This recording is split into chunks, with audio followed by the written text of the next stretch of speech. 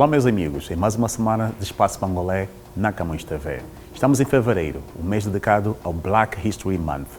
Todos os canadianos são chamados de mãos dadas a aprender e refletir sobre a contribuição da comunidade negra na história do Canadá.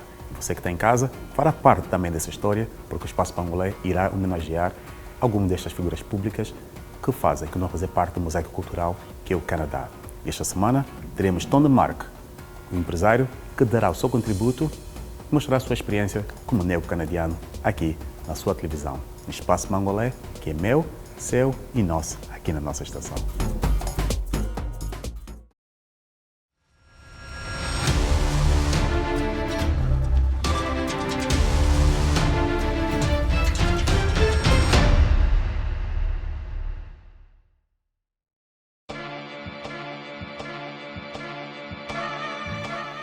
Hello, my name is Tony Mark. I'm a business owner in the city of Toronto, and I've been in business for the last 21 years. This is my experience. Being black is something that it's one of those things that's obviously it's an obvious thing to see. You're part of a visible minority in the city of Toronto, in the country of Canada, and it has its positives and its negatives. My experience in the city of Toronto at my age, which is middle age, it has been what I like to term very, very positive. I know what the drawbacks are. I've experienced some of the things that you hear about all the time. I've experienced racism, but I've also experienced some very positive things in my life where the people I've surrounded myself with from every ethnic background have had a very positive experience on my life. I got to where I am today in business with the help of a lot of people from all the different communities, and they've been open to what I have to say, what my products have been, the way that I interpret what I do, and it's, in my experience as a black person in Canada has been a very, very good thing.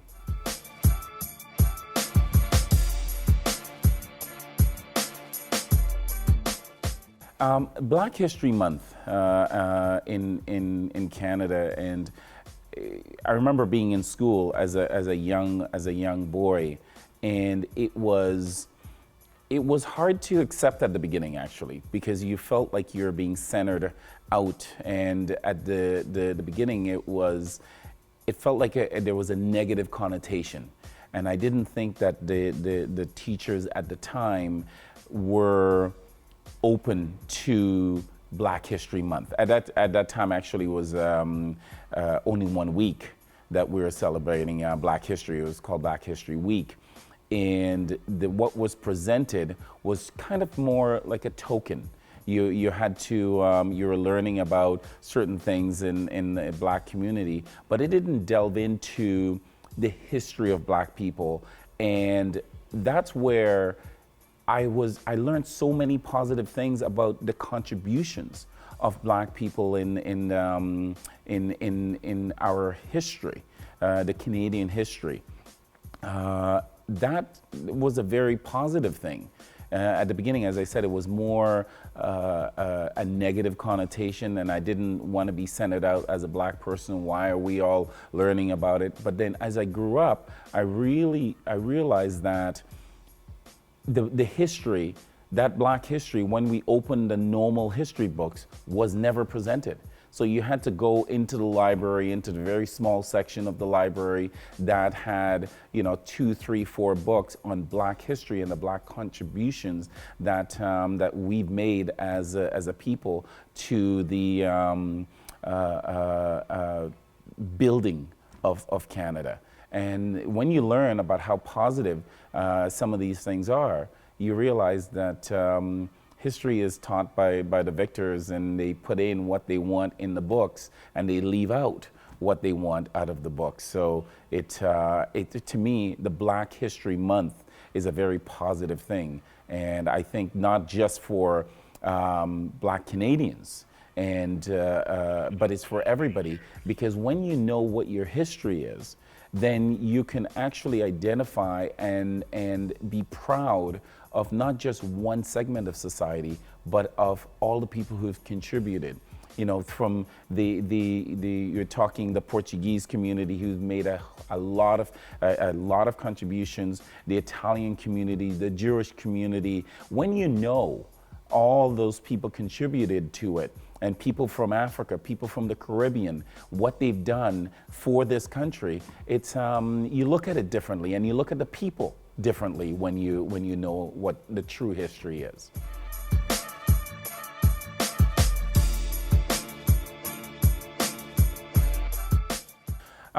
During Black History Month, the thing that opened my eyes the most was when, again, I'm going back to when I was a kid, because that's when you're very impressionable. And I listened to a speech by Lincoln Alexander. And for the people who don't know, this was a very great Canadian, Black Canadian. He was the first Governor General of Ontario, and but he was a member of Parliament, and he had accomplished so much in his lifetime, and contributed so much to the Canadian mosaic. And we're listening to the speech by Lincoln Alexander on what his struggles were, but he didn't let that hold him back. He just kept on fighting and making his way to the top. That opened my eyes, and it was a very, very positive thing on how someone can struggle and still come out on the other end, having such a great outlook on life, and influencing people like myself about being positive and making positive contributions, even though there are so many roadblocks in your way, but how to overcome them. That was the most positive thing that I got out, amongst other things. Learning about, for instance, back, 400 years ago, the first recorded Black person to come to Canada was an interpreter named Matthew DaCosta. That came over with Samuel de Champlain. You know everything about Samuel de Champlain, but you don't know about DaCosta. This was going, the Canadian history, we're going back 400 years. And that was the first recorded Black person in Canada. But since then, we've had everybody that, through whether it's through the Underground Railroad, or owning the first the first cab company in the city of Toronto was owned by a Black person. There's so much history, positive history, that we should all learn about what built Canada. That was my experience. That's opened my eyes, and it was Lincoln Alexander, his speech, that actually, it just expanded everything for me.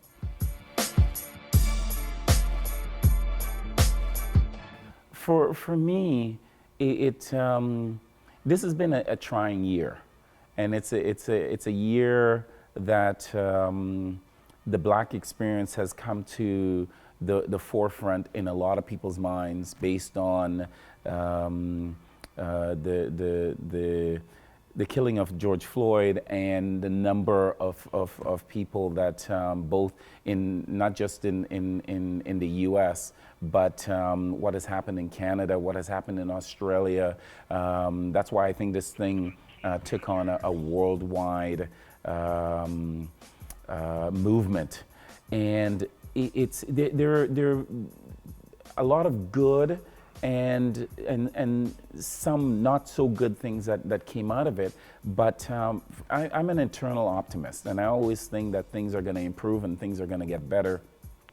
And for me, this year itself exposed a lot of things that has been bubbling under the surface for quite a while. And but it's a year that I think we should I think it's a year that we will all remember for civil rights, for COVID, which again affected the entire world, But these two things coincided, and I hope we never forget what got us here and how we can collectively work together to make not just our city, not just our country, but the world a better place. And I don't want anybody to forget what has happened. I don't want anybody to forget that the problems do exist, and these problems have to be addressed, because when you don't address problems, they simmer, and sooner or later they boil over, and they become unbearable for the people that are going through the struggles. And the struggles are with not just visible minorities. Women are struggling. There are so many, the political games that are being played on the world stage needs to be evaluated and understood. So there are so many things going on, but in relation to what's going on with Black history and how we can be a positive force moving forward, where we can all, not just Black people, but white people, Chinese people, Jewish people, everybody, to work together to make the world a better place. That's what I think we need to strive for. It sounds utopian, but unless you take one step, you'll never know how many steps you can walk. So the first step is getting together and trying to work together and understand each other. I think there's been a lot of shouting and arguing over the last year, but not a lot of listening. And it's the listening that actually teaches you more than the talking. And when you listen to people, you actually, when you sit down, and I'm not talking, there's a big difference between hearing what I say and listening to what I say. When you listen to what I say, or listen to the person that's having the issue, then you're more apt to understand what they're going through. But we don't take the time to listen, and I think that will be a big thing going forward. I try and turn my television when I see people yelling at each other now. When one group is yelling at the other group, and the other group, no matter who you identify with, you realize that when you're both yelling, nothing is going to come. No problem is going to be solved.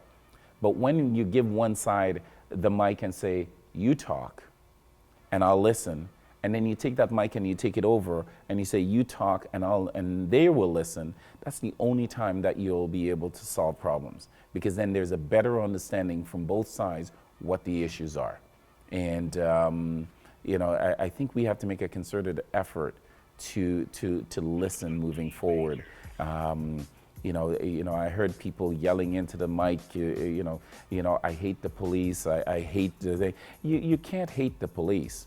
What the police do, they do a very hard job, but I think you have to understand that the police have to understand that there's a mistrust on the other side of what's going on.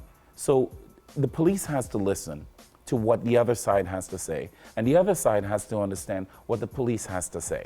And that's the only way. I haven't, in almost a year, I haven't heard both sides coming together and saying, okay, what is the real problem? Right? Because there's no way you can tell me all police officers are bad. You can't tell me that you don't want police officers around. But at the same time, I want the police officers to go through communities and actually talk to the people. It's supposed to be community-based policing. But a lot of the police, they come in and they leave. They don't understand the community that they're serving, right? And just like your taxes are paying for their job, what they're doing is supposed to be very important in how and what happens. But if one side is vilifying the other side, and they're both looking at each other and they're not trusting each other at all, this problem will never be solved. And that's just one issue. That's just one issue. COVID has also exposed the inequities in society. A lot of Black and brown people are the ones that are suffering from COVID. No one is bringing it up. That, most of the people, there are two groups that are dying the most: long-term care, so old people, and black and brown people. So, but let's talk about what the real issues are, and maybe we should think about like tailoring how we offer our services to those people, right? Because there is so much inequity that's going on with COVID and with policing and with everything else. Maybe this is the time that we should look at redoing how we place these things in communities and how we deliver the services, you know, whether it's medicine, whether it's policing, whether it's politics, whether, you know, in politics, if the group that needs your help most isn't represented, or they're not going out to vote. Everyone say, well, blacks don't vote. They just voted a lot in the States. The black community and the brown community in the States, it's been documented that they actually got Joe Biden into the White House. So they do vote. But there is an education process that getting them, understanding, teaching them what this means. Not that your vote doesn't count. Even if your man or woman loses, your vote does count. And when they see that even though the loser had a huge amount of votes, they say, wow, maybe we should start serving that community because they're actually speaking up. So your vote does count.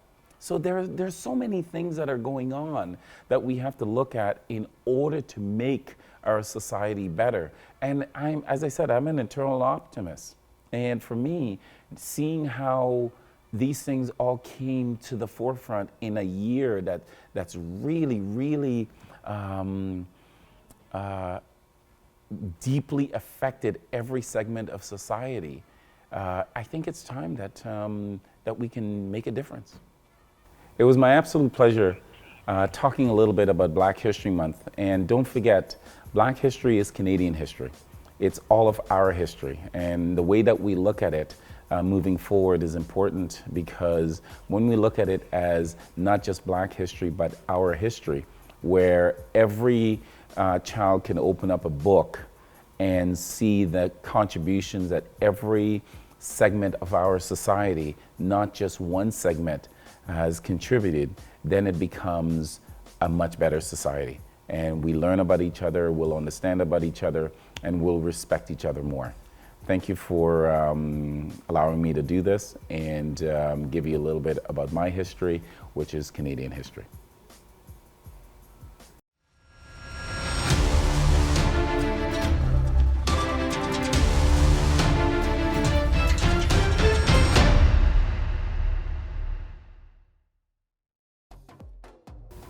Histórias e emoções fazem parte do Espaço Mwangolé, e este mês vamos dedicar o Black History Month com as pessoas, com as histórias que estarão aqui no nosso espaço a contar a sua experiência no Canadá.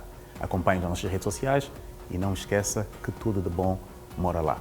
Espaço Mwangolé, o seu espaço, o meu espaço, nosso espaço na Camões TV. Black History Month, também a história do Canadá.